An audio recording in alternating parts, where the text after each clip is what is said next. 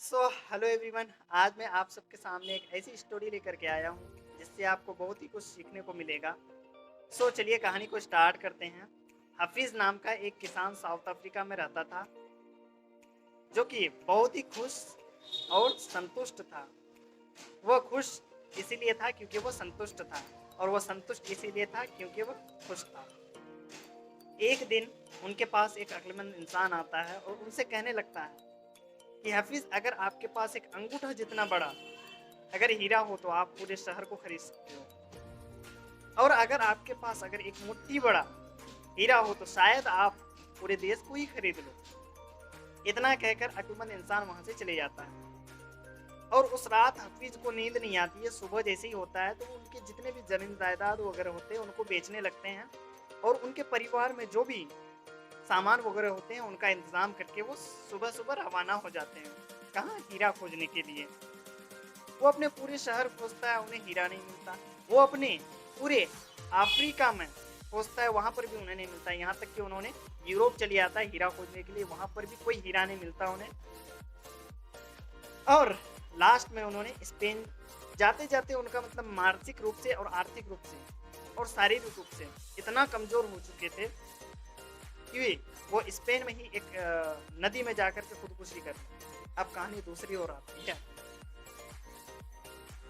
दूसरी ओर की कहानी ये है कि हफीज जिनके पास जमीन बेचा था, वो किसान एक दिन सुबह सुबह अपने ऊंट को लेकर के अपने खेत के बगल से गुजरते हुए एक नाले के पास जाकर ठहरता है और वहां पर ऊंट को पानी पिलाने लगता है। और पानी पिलाते ही जब सूर्य की किरण उठती है और एक पत्थर पर जाकर के पड़ती है, तो वो पत्थर पूरा इंद्रधनुष की तरह जगमगा उठता है।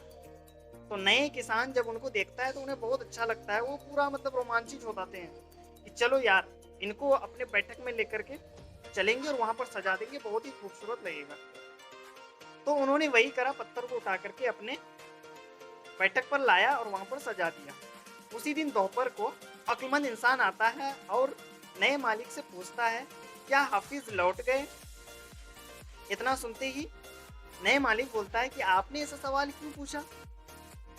तो उन्होंने बोला, यहाँ पर जो बैठक पर रखा हुआ है ये हीरा है। तो नए मालिक बोलता है कि नहीं, तो ये तो एक पत्थर है, मैंने तो इसे पत्थर समझ करके यहाँ लाया है। तो अक्लमंद इंसान कहता है कि मैं हीरा देखकर पहचान लेता हूँ, ये एक हीरा ही है। तो वो फिर भी नहीं मानता है। तो अक्लमंद इंसान कहता है कि चलो मैं आपको हीरा दिखाता हूँ, हीरे क्या होता है मैं उनको आपको दिखाता हूँ।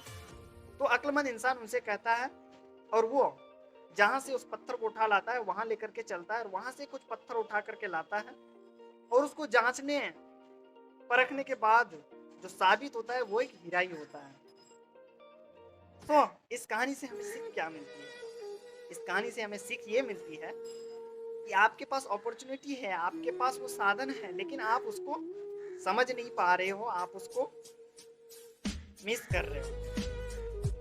कहानी ये है कि वो जो पत्थर खोजने के लिए निकला था वो कहीं और नहीं, उन्हीं के खेत के यानी जमीन के अंदर दबे हुए थे। बस उन्होंने पहचाना नहीं, लेकिन नए मालिक ने उसे पहचान कर, उन्हें कुछ पता ही नहीं था, बस उन्होंने लेकर के आया और उनको हीरे की खजाना मिल गया अपने ही खेत के अंदर।